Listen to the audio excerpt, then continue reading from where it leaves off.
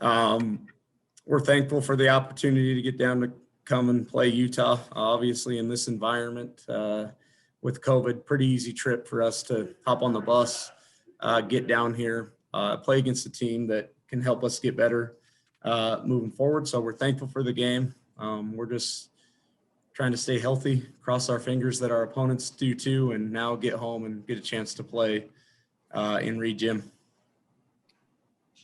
Hey, Ryan, I heard you talking kind of on the pregame show with Jerry. Can you run through again those 24 hours in which I believe you said there were 4 cancellations, and can you kind of just go kind of step by step of what that looked like? Yeah, I mean, it's wild. Like, I can't even necessarily explain in words. Like, my wife and kids have to deal with it at home. It's nuts. Like, you feel like you're getting hit from every angle. I've talked about it some, like early in October, November, when we're trying to prepare, you're trying to get your game schedule together. Things are always changing. One opponent you think you might have ends up canceling because they can get paid to play somewhere else, like we did at Utah today. You've got a non-Division I game you think you have secured, and then they decide that they can't afford to do the testing that us at Division I require.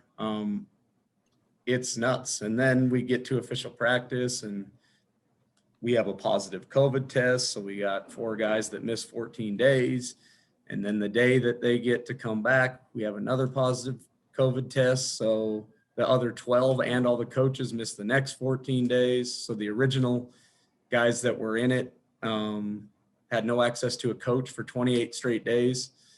I'm obviously not making excuses because everyone's going through that right now. Utah did it not too long ago themselves, but we get healthy, we get back on the court, we get back home from California. We're excited to play last weekend against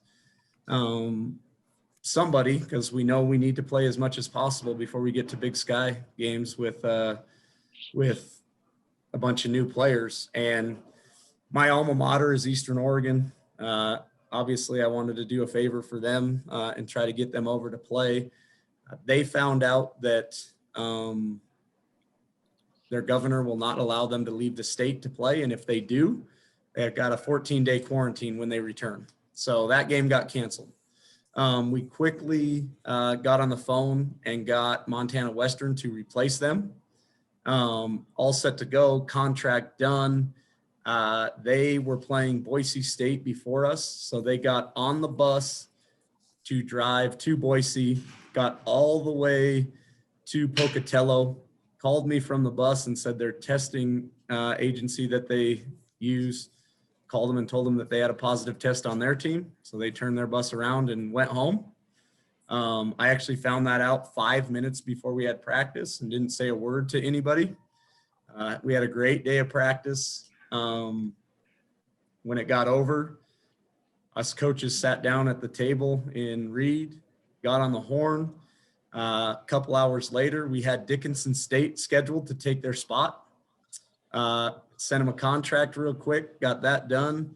They hurried up and tested that day just so they could meet our testing requirements. Got home, 9 p.m., their coach called and said they got their test results back and somebody tested positive.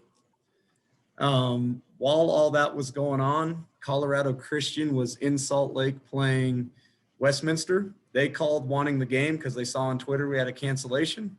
So we scheduled them to come up the next day and play.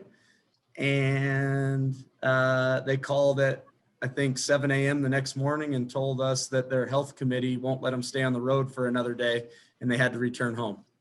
So now we have Bethesda, who's played about 6 to 8 Division I games already. They are flying up from LA on Friday to play us at home on Saturday, but still it's contingent on us having negative COVID tests and them doing the same. How frustrating was that 24 hours? Because that just seems like a whirlwind. I don't think that that moment alone is frustrating. All of it combined together is, I don't want to use the word frustrating. It's just extremely challenging. And it's really challenging for us right now with a young, inexperienced team. Like, win or lose right now, we need to get on the floor and play to get better. So we're the best version of ourselves when we get to Big Sky Conference games. Yeah. And it's really hard to do if we can't do that. And you said the part earlier, I don't know if you talked about that before, where so you guys had the positive test during preseason camp, and then right when everyone came back, then the other group, including the coaches, one of you guys tested positive, and so then the whole team for 28 days was not together. Like, correct. We had from October 14th to sometime mid-November. We never had the whole team in the gym together. So we had a positive. Go ahead, Jerry. Ryan, I don't know if you can hear me or not, but I can. Okay. About today's game, you had a couple of stretches in the first half. You gave up an 8-0 run to Utah, and then later on a 15-0 run. And those two stretches put you in that 21-point hole at halftime. But you outscored Utah 39-34 in the second half. How encouraged were you by your guys' play then? Well, obviously, I wasn't encouraged with the last 4 or 5 minutes of the first half. At the end of the day, that was the difference in the game. And it was the same problem that we had a week ago or a week and a half ago in California, too. We turned it over too much. If you think back, we were just throwing habit reversal passes on the top that they were picking off and going down and laying up 1-on-0. If in time, and we will, are able to clean that up, we are doing some good things. Like, we just played a Pac-12 team that beat Washington last weekend by 20. I mean, that was a 20-point game most of the game. If we can clean up the turnovers, I think we're doing some good things. Like, they only scored 53 points in the half court. They got 22 points off turnovers. If we can score more, make them have to take it out of the net, we can obviously take care of the ball. They don't get those breakouts. And we had the same issue against Santa Clara, Nicholls State, and UC Davis. We're defending well enough in the half court. We just got to limit the amount of times we're giving the ball back to the other team. And Jerry, like, for the last 10 days or so with our team, we've been lucky to be able to string together a bunch of practices in a row. We're trying to establish an identity. And I think we are slowly getting there with an inexperienced group. We want to be great defending in the half court. And I think we're doing that. It just doesn't look like that because of all the points off turnovers.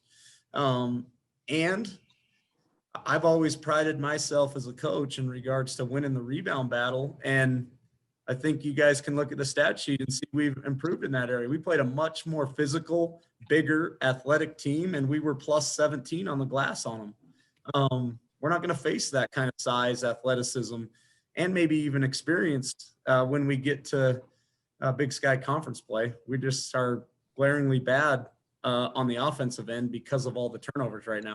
We're not giving ourselves enough opportunity to shoot it. You also had the edge in points in the paint, and obviously a lot of that coming from 22 second chance points as well. Yeah, we're getting there. You can't tell watching a game against Santa Clara or an experienced pressure team against an inexperienced team like Nicholls State, or even tonight playing against Utah. I really like their team. I think they're going to have a good year, even in the conference that they play in. I think once we can get back in the gym and practice and get a couple home games and play a Utah Valley and get a Big Sky Conference game in, I think at that point we'll look like a different team. Coach, can you talk a little bit about Tarek's performance tonight, scoring 18 points against a Pac-12 team? Yeah, I think he did a really good job. He made some tough baskets at different points of the game. Obviously, you're going to need to do that in this type of environment against a big, long experienced team that's going to take you out of your stuff. Sometimes you just need guys to make some individual plays. And I think during different stretches, both he and Robert Ford did that for us tonight. You guys just seem to be so much more active on the offensive end and cutting and just finding different ways to score. Is that a product of all those practices that you were able to string together? Yeah, I mean, I think it's just time. Like, I mean, at the end of the day, we got a lot of guys that last year were playing high school, or last year were playing junior college, or last year had to sit out with an injury. It's their first time getting on the floor, and it's their first time getting on the floor together. Yeah, I mean, we've talked a lot over the last 10 days about simply playing hard. And sometimes that means playing hard on offense too, not letting your opponent get you back on your heels. And I think we're learning and we're going to get there. It's just not going to be easy. It's not fun for our fans to watch us lose. It's not fun for our players to lose. It's not fun for our coaches either, but our group's going to try to stay tight and close together and come every day with the right mindset, making sure that we're better a month from now than what we are right now. I have to imagine as you're like driving on the bus to Salt Lake, there's like an anxiety of feeling like, oh my gosh, is this game again going to get canceled? Like, I don't know. When are you able to kind of like just focus on the game rather than focusing on, is this going to get canceled? Do we have COVID? Do they have COVID? All that. Yeah. Well, to answer your previous question before you got interrupted there, I think this will put it in light. The very first day of practice, 4 guys had to go on a pause because of one positive test. They're all roommates. You're always thinking about what decisions you're making with practice to try to eliminate the whole entire team not having to be quarantined. Yeah. But with a young group, that's really hard. You need them in the gym playing together, getting experience, even if it's just practice. But we had 4 guys go on that pause. The day they got out, we immediately had just a shooting day. Everyone shot on the gun with their roommate.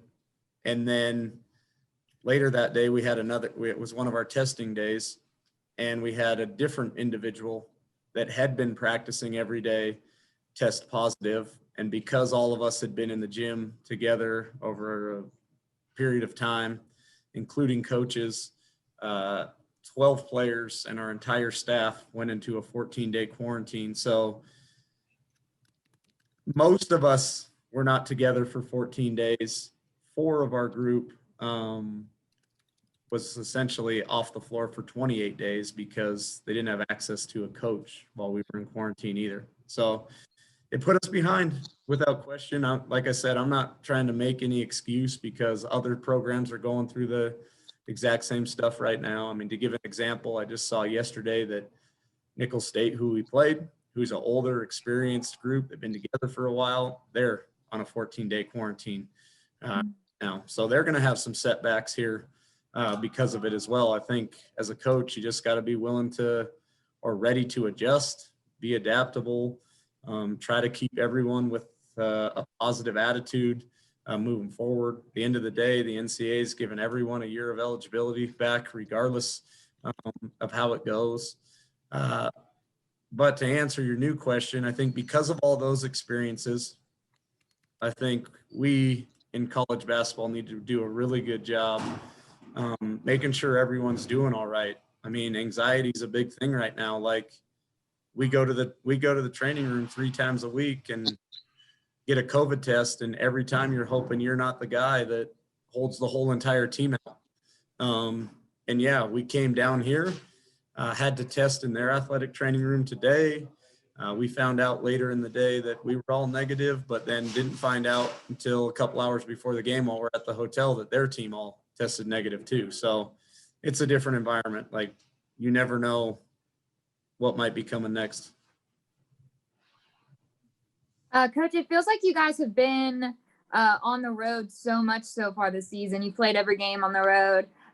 With Saturday's game hopefully coming up at home, like, are the guys ready that are new to play in their home gym, and the guy Turek and Malik ready to be back in their their home gym as well? Yeah, I think so. At the end of the day, we're just trying to do a really good job with all these reschedule of games, just giving them an opportunity to play. Like all of us that were former athletes, you want practice to get better, but you don't just want to practice every day. You want an opportunity to play in a game. And even a home game's different with no fans right now, but it'll be nice to get up, go through a normal day, get a shoot around in, eat a pregame meal, make sure we're dialed in with our scouting report and get on our home floor.